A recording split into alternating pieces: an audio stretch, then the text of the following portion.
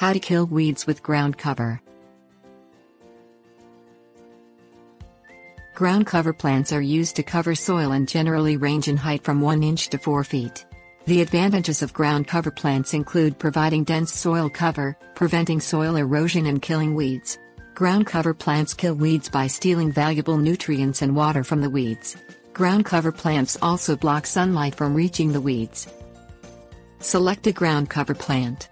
In order to kill weeds, ground cover plants must flourish, so select a plant that is suited for your particular area.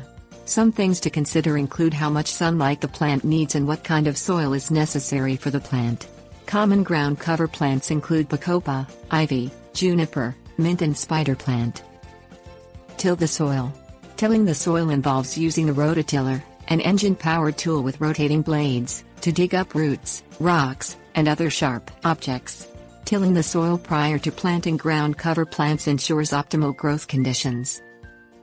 Fertilize the soil. Fertilizer will help ground cover plants flourish. A plant that is not flourishing can be overtaken by weeds. Bee-made ground cover, such as ivy, can be fertilized with a commercial fertilizer. Ground cover with an upright growth habit, such as pachysandra, can be fertilized with well-rotted manure. Fertilize during the peak growth time for your particular ground cover. Fertilizing during dormant times may actually stimulate weed growth. Plant the ground cover. Planting will differ depending on the ground cover. See the instructions on the package. Note that bee-made ground cover plants should be planted in beds. Maintain ground cover. In order to maintain ground cover, water the ground cover in the morning. Watering at night can cause fungus. Use a sprinkler as you would with a lawn.